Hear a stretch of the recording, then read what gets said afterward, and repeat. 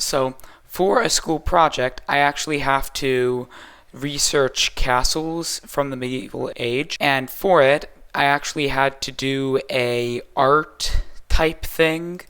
So I was allowed to use Minecraft.